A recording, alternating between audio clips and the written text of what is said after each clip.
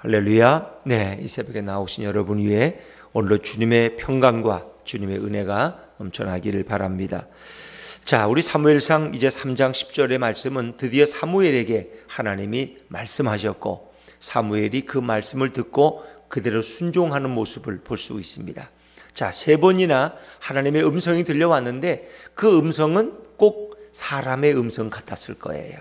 그러니까 사람의 음성 같았으니까 엘리 제사장이 나를 부르는구나 하고 3번이나 뛰어갔던 거예요. 그러니까 엘리는 이제 하나님이 너를 부르신다. 이번에는 내게 달려오지 말고 주여 말씀하옵소서 종이 듣겠나이다. 이렇게 하나님께 말씀드리면 하나님이 너에게 말씀하실 것이다. 참 엘리는 눈이 어두웠고 귀가 먹었지만 그러나 그는 오랜 경험 속에서 하나님이 어떻게 말씀하시는지, 하나님이 어떤 사람에게 말씀하시는지 이미 그것은 알고 있었어요. 3번이나 사무엘이 똑같은 경험을 했기 때문에 이것은 하나님이 너를 부르시는구나. 이미 하나님은 엘리에게 말씀하지 않으세요. 그래서 하나님의 사람이 와서 인간의 모습으로 와서 그에게 말씀했지 하나님이 환상 중에 엘리에게 나타나실 수가 없어요. 왜? 엘리는 그 음성을 들을 수가 없었기 때문에. 엘리가 그 음성을 들었으면 그렇게 아들들을 방치해 둘 수가 없어요. 아들들을 그렇게 망나니 짓 하도록 내버려 둘 수가 없어요. 그런데 엘리는 하나님의 음성을 듣지 못했다는 것이 비극인 것입니다. 참 어려워요. 우리가 무당 가운데도 2가지가 있다 그러잖아요. 날 때부터 무당이 있고 또 습득해서 배워서 훈련해서 된 무당이 있다는 겁니다. 태어날 때부터 무당으로 태어나. 그건 귀신과 뭔가 통하는 어떤 요소들을 가지고 신적기를 가지고 있다는 것입니다. 어찌 보면 하나님도 오늘 우리에게 말씀하시는데 그것을 듣는 자가 있고 듣지 못하는 자가 있다는 겁니다. 오늘 사무엘에게 뭐라고 말씀하시는가? 자, 우리 오늘 10절 11절 말씀, 10절 11절 말씀 같이 읽어보죠. 시작. 이 여호와께서 임하여 서서 전과 같이 사무엘아 사무엘아 부르시는지라. 사무엘이 이르되 말씀하옵소서 주의 종이 듣겠나이다 하니 여호와께서 사무엘에게 이르시되 보라 내가 이스라엘 중에 한 일을 행하리니 그것을 듣는 자마다 2귀가 울리리라.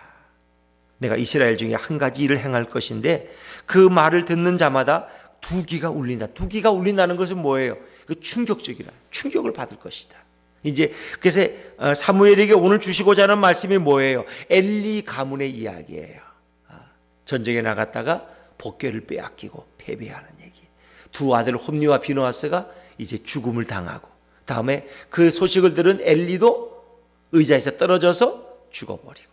그러니까 온몸이 비둔하다 그러면 그 당시로 보면 고혈압이나 당뇨나 다 있었겠죠. 또 제대로 움직이지도 못한 너무 늙어서 노쇠해서 그는 그냥 목이 부러져 죽었다는 거예요. 그리고 며느리가 아기를 낳다가 또 그 소식을 듣고 그 며느리도 죽음을 당해.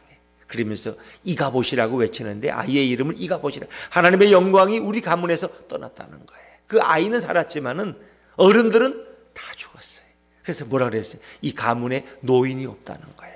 젊은 시절에 다 죽는다는 거예요. 이 아이를 낳아놓고 핏덩이를 놔두고 다 죽었어요. 이 참 얼마나 비극적인 비극입니까? 이제 그 말씀을 오늘 사무엘을 통해서 하나님은 말씀하시길 원하시는 거예요. 그런데 자, 어떤 사람이 주님의 음성을 듣느냐? 말씀하옵소서 주의 종이 듣겠나이다. 들을 수 있는 마음이 준비되어 있었어요. 교만한 마음은 하나님의 음성을 안 듣습니다. 그러나 겸손한 마음, 자신의 마음을 낮출 때 하나님의 음성을 들을 수 있는 거예요. 말씀을 듣고자 하는 이에게 하나님은 오늘도 말씀하고 계신다. 우리는 세상의 소리를 더 듣기 원하지 하나님이 오늘 내게 뭘 말씀하실까? 그걸 듣기 원하는 사람은 생각보다 없다는 거예요. 그냥 목사님의 설교는 들어. 주일날 오면 그건 들어야지 또 하루가 가니까. 그러나 세상의 소리는 예민해. 세상이 무슨 얘기를 하고 있나. 근데 하나님의 음성을 듣기를 원치 않아요. 별로 그래 사모하는 사람이 없어요. 오늘 사무엘은 주여 말씀하옵소서 종이 듣겠나이다. 이것이 말씀을 듣는 자의 가장 기본적인 태도예요. 그럼 그 시대에 엘리가 가장 경건해서 하나님이 엘리에게만 말씀했겠느냐? 저 사무엘에게 말씀해. 꼭 그런 건 아니에요. 하나님이 택하신 자에게 말씀하시는데 그 택하신 자도 마음이 준비되지 않으시면 말씀하실 수가 없는 거죠. 우리가 오늘 이 사무엘에게 나타난 하나님의 모습은 어떻게 여러분 보시죠? 10절에 보니까 여호와께서 임하여 서서 전과 같이 사무엘아 사무엘아 부르시는지라. 여러분 어떤 느낌을 가세요? 여호와께서 임하여 서서, 어떻게 하나님이 서 계실 수가 있어요? 여호와께서 임하여 서서, 그렇죠? 뭔가 그 하나님의 모습이 뭔가 어떤 모습으로 그에게 나타난 것처럼 그렇게 표현되지 않습니까? 임하여 서서, 마치 사람이 서 있는 것처럼 하나님, 뭔가 사무엘이 그 하나님의 임재를 느끼도록 그분이 다가오셔서 사무엘아 사무엘아 부르신다는 겁니다. 어찌 보면 하나님이 사람을 부르는 그런 경험은 다 다를 수가 있어요. 근데 대략 구약에서 이렇게 많이 보면은 되게 비슷한 공통점이 있어요. 창세기 22장 11절에 이제 아브라함에게 여호와의 사자가 나타나요. 제가 읽어볼게요. 창세기 22장 11절. 여호와의 사자가 하늘에서부터 그를 불러 이르시되 아브라함아 아브라함아 하시는지라. 아브라함이 이르되 내가 여기 있나이다 하매. 그렇지요. 이것은 아브라함이 이삭을 데리고 모리아산에 올라가서 막 이제 그를 제물로 하나님 앞에 바치려고 할 때 여호와의 사자가 하늘에서부터 그를 불렀다. 그리고 그 아이에게 손을 대지 말라. 여호와의 사자가 그에게 임했다. 그래서 여호와의 사자로 주로 표현되는 이런 것들은 어떻습니까? 주로 예수 그리스도께서 성육신하기 전에 인간에게 나타나셔서 말씀하는 경우들을 대부분 의미한다는 거죠. 그리고 그 다음 보면 여호와께서 그에게 말씀하셨다. 또 야곱을 부르는 말씀이 있어요. 창세기 46장 2절 이하에 보니까 이제 야곱이 요셉의 초대를 받고 애굽으로 내려가는 중에 부엘사바에서 제사를 드렸는데 하나님이 그 밤에 말씀하셨어요. 그 밤에 하나님이 이상 중에 이스라엘에게 야곱에게 나타나 이르시되, 하나님이 그에게 나타나셨어요. 이상 중에 야곱아 야곱아 하시는지라. 야곱이 이르되 내가 여기 있나이다. 야곱이 있나이다. 듣고자 하는 마음, 내가 여기 있습니다. 주님 말씀하옵소서. 다 그런 모습이죠. 또 출애굽기 3장 2절에 보면 하나님 모세에게 말씀하시는데 여호와의 사자가 떨기나무 가운데서부터 나오는 불꽃 안에서 그에게 나타나시니라. 되게 여기 보면 나타나셨다는 겁니다. 하나님이 야곱에게 나타나셨고 여호와의 사자가 모세에게 나타나셨다. 나타났다는 표현은 뭐예요?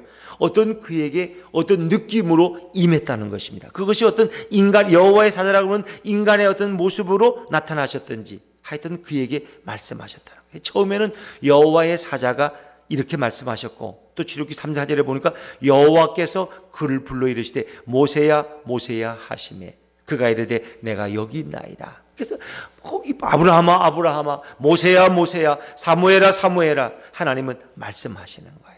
참 놀랍죠. 사람의 이름을 부르시는 거예요. 누가 내 이름을 불렀지? 그러니 깜짝 놀래.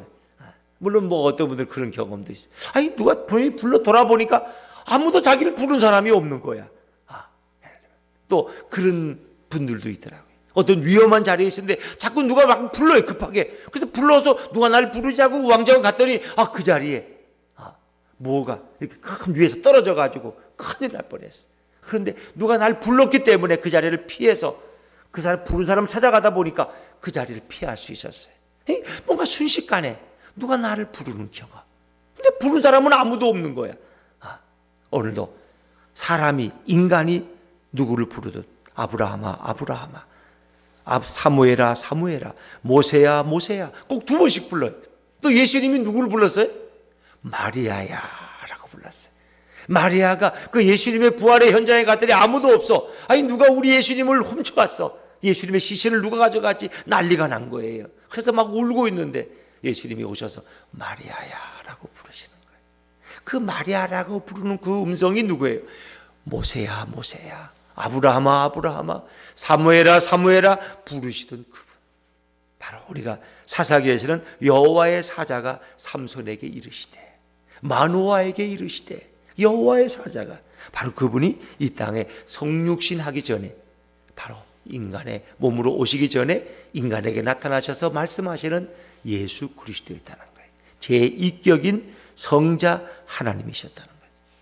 자, 오늘도 여호와께서 그에게 임하여 서서 마치 인간이 옆에 서서 말씀하시는 것처럼 사무엘아 사무엘아 부르신다는 거예요. 특별히 하나님은 영이시기 때문에 하나님은 이 땅에서도 볼 수 없어요. 천국에 가서도 하나님 봐요, 못 봐요? 못 봐요. 볼 수 없어요. 하나님은 영이시기 때문에. 성령을 볼 수 있어요? 성령 못 봐요. 성령은 영이기 때문에. 그러니까 제1격인 성부 하나님과 제3격인 성령 하나님은 우리가 천국에 가도 눈으로 못 봐요. 주의 영. 나뭇가지가 흔들리면 바람이 부는구나 알고 있는 것처럼 주의 성령은 우리가 눈으로 볼 수 있는 게 아니라 어떤 현상으로 볼 수 있어요. 저 사람이 어떤 일은 성령 받은 증거가 드러나고 어떤 변화를 일으킬 때 알 수 있는 거지. 그러나 제2격인 성자 하나님 예수님은 이 땅에 성육신 하셔서 인간의 몸으로 우리에게 나타나셨어요. 그분은 구약에서도 여호와의 사자로 종종 나타나셔서 하나님의 말씀을 대언하셨어요. 자, 오늘 사무엘에게 나타나셔서 마치 옆에 서서 말씀하시는 그분은 누구실까? 우리는 일반적으로 그분이 성육신 하기 전에 예수 그리스도라고 이렇게 우리는 생각할 수 있습니다. 자, 주의 종이 듣겠나이다 그랬더니 이제 엘리의 집안에 대해서 말씀하시는데, 자, 그 집에 예언한 것을 다 이루시겠다는 겁니다. 자, 12절부터 14절까지 한번 연속해서 읽어보시죠. 12절 14절입니다. 시작. 내가 엘리의 집에 대하여 말한 것을 처음부터 끝까지 그날에 그에게 다 이루리라. 내가 그의 집을 영원토록 심판하겠다고 그에게 말한 것은 그가 아는 죄악 때문이니 이는 그가 자기의 아들들이 저주를 자청하되 금하지 아니하였음이니라. 그러므로 내가 엘리의 집에 대하여 맹세하기를 제물로나 예물로나 영원히 속죄함을 받지 못하리라 하였노라 하셨더라. 아멘. 구약에서는 인간이 죄가 용서받는 길은 딱 두 가지예요. 제물이나 예물이에요. 그래서 속죄 제물을 바치는 거예요. 내가 잘못했을 때 그 죄를 씻기 위해서. 그 짐승이 내 대신 피 흘리는 거예요. 또 아세셀 양이라고 해서 그 짐승의 머리에 안수하고 제사장이 인간의 죄를 그에게 써붙여서 그를 들으러 보내는 거예요. 주로 이런 방법이에요. 희생양을 통해서, 희생의 제물을 통해서, 속죄의 제물을 통해서. 그런데 그런 것으로도 속죄함을 받지 못하리라. 속죄함을. 지금 구약의 한계죠. 우리는 지금 히틀러 같은 죄를 져도, 살인마 김대도 같은 죄를 져도 예수님 앞에 나와서 진심으로 회개하고 통회하면 그 죄는 용서받습니다. 그도 예수를 믿으면 죽기 1분 전에 우측편의 강도처럼 그도 천국에 들어갈 수 있어요. 내가 오늘 나와 함께 낙원에 있을 것이다. 그러나 구약의 시대에는 제물로나 예물로 아니면 방법이 없어요. 그들은 영원히 속죄함을 받지 못한다. 그러니까 하나님은 그 예언한 대로 그대로 실행하시는, 어찌보면 참 무서운 분이죠. 그래서 이미 하나님의 사람을 통해서 말씀하신 대로 엘리에게 말씀하셨고 또 그 말씀이 그대로 이루어지는 거예요. 이루어지는 거예요. 홈리와 비느하스의 죽음과 그 아기 낳던 며느리의 죽음, 엘리 자신의 죽음, 법궤를 빼앗기고 전쟁에 패배하고 완전히 가문이 이제 멸족당하는 이런 것을 말씀하셔요. 자, 그러니까 사무엘은 도저히 이거 스승인 엘리에게 도저히 말할 수가 없어요. 말하기를 두려워했어요. 그랬더니 엘리는 이미 알아요. 와서 내게 말하라는 거예요. 솔직히 말하라는 거예요. 너가 말하지 않으면 하나님이 너에게 벌을 내리시겠다는 거예요. 그래서 사무엘은 그대로 말하죠. 자, 우리 15절, 16절 시작. 사무엘이 아침까지 누웠다가 여호와의 집에 문을 열었으나 그 이상을 엘리에게 알게 하기를 두려워하더니 엘리가 사무엘을 불러 이르되 내 아들 사무엘아 하니 그가 대답하되 내가 여기 있나이다 하니 그가 17절 보니까 이르되 내게 무엇을 말씀하셨느냐 청하노니 내게 숨기지 말라. 내게 말씀하신 모든 것을 하나라도 숨기면 하나님이 내게 벌을 내리시고 또 내리시기를 원하노라 하는지라. 그러니까 사무엘이 18절에 숨기지 아니했어요. 그 있는 그대로 그가 받은 대로 다 전했어요. 이게 바로 선지자예요. 그런데 구약에서도 많은 선지자들은 어떻습니까? 자기가 들은 대로 전하지 않고 그 말씀을 왜곡해 전하기도 하고 또 입에 뇌물을 물려주면 저주를 말하는 게 축복을 말하고 또 축복을 말해야 될 것을 입에 뇌물을 물려주지 않으면 저주를 말하고 다 거짓된 선지자들이에요. 돈을 위해서 예언하는 자들. 그들은 다 버림받았어요. 그런데 오늘 사무엘은 물론 제사장인 엘리 앞이지만 그는 자기가 받은 본 이상 그대로 들은 대로 그대로 다 전달했습니다. 하나님 너무너무 기뻐하셨어요. 왜? 너는 정말 정직하구나. 내가 내게 말한 대로 너는 그대로 다 말했구나. 이건 누구에게도 어린 사무엘이 어떻게 엘리 제사장 앞에서 그의 가정이 멸족당한다는 사실을 어떻게 정직하게 말할 수 있겠어요? 그러나 그것은 숨기지 아니하고 다 말했어요. 그들의 하나님이 그때부터 사무엘과 함께 하셨어요. 자, 19절 말씀, 19절입니다. 19절 같이 읽죠. 시작. 사무엘이 자라매 여호와께서 그와 함께 계셔서 그의 말이 하나도 땅에 떨어지지 않게 하시니. 그의 말이 땅에 떨어지지 않게 하시는 분이 누구예요? 하나님이에요. 여호와께서 사무엘과 동행하셨어요. 함께 하시니까 두려울 것이 없어요.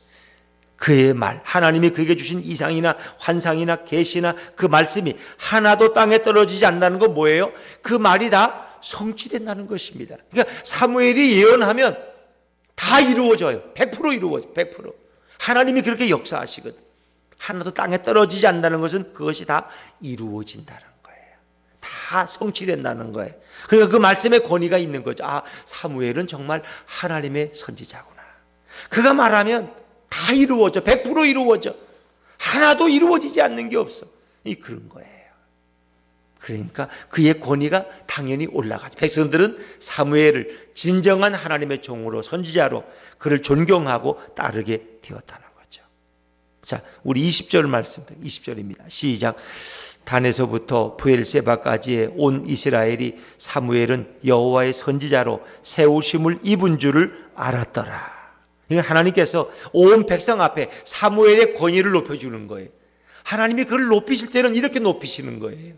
그런데 하나님이 그를 낮출 때는 뭐예요? 그가 말하는데 다 거짓말이야. 그대로 되지가 않아. 되지도 않잖아. 거짓말이잖아. 그러면 권위가 떨어져 버리는 거예요. 그렇죠? 하나님이 그를 높이실 때는 그의 말을 다 이루게 하시는 거예요.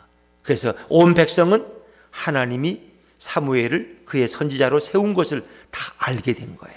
그러니까 당연히 사무엘의 말에 그들이 하나님의 말씀으로 듣고 순종하게 하는 거죠. 그래서 진정한 영적 권위는 하나님이 부어주시는 거예요. 우리가 창세기에 보면은 이삭이 그랄 땅에 가서 거주했는데 농사를 지는데 그 기근 가운데 씨를 뿌리면 하나님이 몇 배예요? 30배, 60배, 100배가 아니라 100배의 열매를 맺게 하요. 그래서 거기서 그가 번창하고 왕성해서 거부가 되었다 그랬어요. 그러니까 이 그랄 사람들이 시기해가지고 자꾸 이삭을 괴롭혀. 왜? 저 가나안 땅에서 온 놈이 우리 마을에서 농사가 제일 잘 되고 부자가 되니까 싫은 거야. 그래가지고 자꾸 괴롭혀. 어떻게? 군사들을 보내가지고 그로랑 아비멜렉이 그의 샘물을 빼앗아요. 그 샘물을 빼앗기면 이삭은 싸우잖아. 온유하기 때문에. 다른 데 가서 샘물을 파면 또 샘이 또 터져. 그걸 보고 놀라는 거야. 또 뺏고 또 막아버리니까 다른 데 가서 또 파니까 거기 또 샘이 터져. 이 놀라운 일이에요. 샘이라는 건 그렇게 막 터지는 게 아니에요. 10군데 파면은 한 두세 군데나 터질까? 한 군데나 터질까? 이건 가나안 땅에서는 샘이 거의 없는 거예요. 그런데 이삭이 가서 파면은 샘이 터진다는 거예요. 그걸 보고 그럴랑 아비멜렉이 와서 이삭과 화평 조약을 맺어요. 우리가 너를 보니까 하나님이 너와 함께 하시면 우리가 알았노라. 함부로 이삭을 대하지 못해. 왜? 하나님이 그와 함께 하시는 걸 알았기 때문에. 그러니까 하나님이 사무엘의 권위를 높여주시고 이삭의 권위를 높여주시는 거예요. 여호와께서 여러분과 함께 하시면 누구도 여러분을 함부로 대할 수 없어요. 왜? 여러분에게 뭔가 다른 권위와 하나님의 함께 하심의 그 권세가 느껴지기 때문인 거예요. 자, 21절 말씀 같이 읽습니다. 21절입니다. 시작. 여호와께서 실로에서 다시 나타나시되 여호와께서 실로에서 여호와의 말씀으로 사무엘에게 자기를 나타내시니라. 이 실로는 성소가 있는 곳이에요. 아직 그때는 성전이 없고 이 성막이 있었거든요. 성막이 있는 실로에서 하나님이 다시 나타나시되 여호와의 말씀으로 사무엘에게 자기를 나타내시. 이것은 자주 나타나셨다는 거예요. 자주 말씀하셨다는 거예요. 우리가 3장 1절 말씀 한번 돌아가서 다시 읽어볼까요? 3장 1절입니다. 3장 1절 같이 읽죠. 시작. 아이 사무엘이 엘리 앞에서 여호와를 섬길 때에는 여호와의 말씀이 희귀하여 이상이 흔히 보이지 않았더라. 여호와의 말씀이 너무 희귀했어. 그냥 가뭄에 콩나듯이 말씀을 들을 수가 없어. 왜? 말씀이 들려지지가 않아. 들을 수 있는 사람이 없고 하나님도 말씀하지 않으셨어. 왜? 말해야 아무도 못 듣거든. 여호와의 말씀이 희귀했고 그 이상 계시와 그 환상과 그 말씀이 흔히 보이지도 않았어요. 사람의 눈에. 꿈에서 우리가 환상을 보고 이상을 보고 또 기도하다가 이렇게 하나님의 어떤 비전과 계시를 보는데 그게 전혀 보이질 않았어요. 왜? 모두가 엘리의 눈이 어두운 것처럼 모두가 영적인 귀가 어둡고 눈이 어두웠기 때문에. 그런데 이제 부흥의 시대가 되니까 21절 뭐예요? 여호와의 말씀으로 사무엘에게 자기를 나타내시니라. 그러니까 엘리에게는 하나님이 나타내지 않았어요. 자기를 드러내지 않았어요. 왜? 드러내봤자 듣지도 못하니까. 영안에 어두워서 보지도 못하고 귀가 어두워서 듣지도 못하고 그러니까 말씀해봐야 틀림없는. 근데 사무엘은 귀가 밝고 눈이 밝아요. 그래서 그는 겸손함으로 주여 말씀하옵소서 종이 듣겠나이다. 그때 하나님은 사무엘에게 자기를 자주 나타내신 거예요. 그래서 우리가 4장 1절 말씀 전반절은 안 읽었는데 사무엘의 말이 온 이스라엘에 전파되니라. 사실 이것까지 읽어야 되는 거예요. 사무엘의 말. 그러니까 사무엘의 인간의 말이 아니라 하나님의 말씀이 사무엘을 통해서 온 이스라엘에 전파되었다는 것. 여기서 부흥이 일어나는 거예요. 부흥이라는 건 하나님의 말씀이 들려질 때 부흥이 일어나는 거예요. 부흥의 때가 아닐 때는 하나님의 말씀이 희귀하고 하나님의 말씀을 들을 수가 없어요. 그 이상이 보이지가 않아요. 그래서 사람들은 그냥 윤리로 설교하고 착하게 살아라 그러고 그래서 마치 스님이 설교하는 거나 목사님이 설교하는 거나 똑같아. 그냥 앞뒤만 빼면은 똑같아. 착하게 살았어야 돼. 구제 많이 하고 마음을 선하게 가져야 되고 남을 많이 도와주며 어려움 빠진 사람 많이 도와주면 여러분도 어려울 때 도움받고 하나님도 그걸 기억한다는 거예요. 뭐 부처 대자대비한 거나 뭐 똑같은 거예요. 왜? 하나님의 말씀이 희귀해서 들려지지가 않으니까. 그래서 목사님들이 법륜 스님의 법어록을 갖다가 베껴가지고 설교하고 또 스님들은 목사님들의 설교가 또 자기들하고 너무 비슷해서 또 갖다가 베껴서 설교하고 요즘 그런 시대. 왜? 하나님의 말씀이 희귀하니까. 말씀의 은혜를 깨닫지를 못해. 말씀이 뭔지도 잘 모르니까 착하게 살아라. 윤리적으로 살아라. 구제 많이 해라. 율법적인 설교. 주일 성수 잘하고 11조 잘하면 복 받는다. 그 이상은 할 수가 없어. 그리고 많은 예화들, 감동적인 예화들, 이런 예화들에서 교인들이 졸지 않게 하는. 그런데 졸지는 않는데 그 말씀을 통해서는 구원받기는 어려워요. 예수 그리스도의 계시가 증거될 때 진정한 구원이 이루어지는 줄로 믿습니다, 여러분. 이 중요한 거예요. 그래서 이제 사무엘을 통해서 하나님의 말씀이 온 이스라엘에 전파되는 것이 바로 부흥이에요. 부흥이라는 걸 리바이벌, 하나님의 말씀이 선포되는 거예요. 그때 말씀이 선포되면 사람들의 마음에 감동을 일으키는 거예요. 이게 부흥의 때예요. 근데 지금 한국 교회는 부흥의 때가 아닙니다. 교회 개척에도 잘 되지도 않고 뭐 전도도 안 되고 지금 하나님의 말씀, 하나님의 역사가 지금 마치 멈춘 것 같은. 그러나 때가 되면 다시 그런 부흥의 때가 올 줄로 믿습니다, 여러분. 그러니까 이렇게 참 이렇게 부흥의 때가 아니니까 코로나도 오고 뭐 전 세계적으로 자꾸 하나님을 떠나니까 진화론만 주장하고 동성애자들을 판을 치고 기독교인들도 그걸 옹호해. 동성애가 뭐 어떠냐는 거예요. 그러면 뭐 창세기를 안 보나 그러면?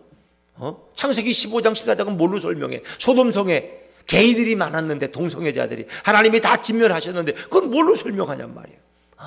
그런데 자꾸 게이를 옹호하고 나서 진화론 괜찮다고 그러고 뭐 하나님이 어디 있어요? 말만 하나님 섬기는 거지. 다 세상에 귀신들을 섬기는 것이고 세상에 철학을 숨기는 그게 인권이 아니라는 거예요. 우리는 기독교인들이 구분할 것과 분별할 것은 바로 알아야 돼요. 왜? 하나님이 그건 가장 가증히 여기는 게 동성애야, 동성애. 그 이번 에티언 클럽도 거의 그 중심에는 동성애자들이 있다는 거 아세요? 그게 저는 잘 모르지만은 그게 뭐 이렇게 찐방이라는 게 있대요. 그 클럽 안에 깊이 들어가면은. 근데 거기서 동성애자들이 성행위 하는 곳이 바로 그 찐방이라는 거예요. 여러분 어떻게 이 바이러스를 가진 사람이 서로 성행위를 하면은 어떻게 접촉이 안 될 수가 있겠어요? 그게 번져 나가는데 그걸 다 숨기는 거야. 숨기고. 그 사람들 사회생활 하는데 어렵다고. 물론 그 사람들을 창피 줄 필요는 없어요. 그러나 우리는 동성애에 대해서는 분명히 대안이 있어야 돼요. 왜? 에이즈가 창궐하고 엄청난 의료비가 들어가고 이런 코로나 바이러스가 또 그들을 통해서 이 하나님의 역사가 너무 놀랍지 않아요, 여러분? 신천지를 하나님이 치시더니 그 다음에 이 땅에 동성애자들을 치시잖아요. 이태원 클럽은 다 게이 클럽을 얘기하는 거예요. 게이 클럽, 동성애자 클럽. 그걸 방송에 얘기를 안 해서 그런 거지. 거기에 수천 명의 게이들이 모여가지고 술 먹고 성행위를 하고. 어떻게 설명해? 하나님이 정확하게 집어서 치시잖아요. 정확하게 집어서. 교인들은 1000명이 가서 이 미추홀 구청에서 확진 받아도 아무도 안 나타나잖아요. 하나님이 지키시니까. 하나님이 지키시니까. 그렇지 않습니까, 여러분? 그래서 이 시대에 우리는 자꾸 이렇게 세상의 어떤 윤리나 철학의 흐름에 따라가면 안 돼요.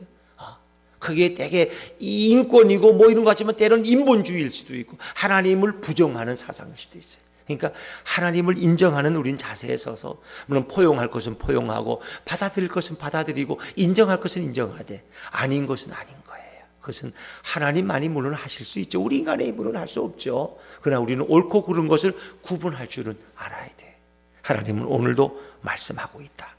그렇습니다. 제가 언젠가 한번 이렇게 세미나에 계속 이렇게 공부해야 되는 과정이 있어서 고민이 됐어요. 꼭 가야 되나 말이야. 이제 뭐 그만큼 공부했으면 됐지. 그래서 그게 제게 고민이 돼서 잘 판단을 못 하겠어요. 저도 하나님 앞에 매일 새벽마다 기도해서 하나님 제게 가야 될지 말아야 될지 모르겠다 그랬더니 하나님이 제게 주시는 이제 성경 말씀이 있어요. 성경 말씀을 말씀하셨는데 저는 그 말씀을 가지고 뭐 언제 설교해 본 적도 없어요. 근데 그 말씀이 번뜩 떠올랐어요.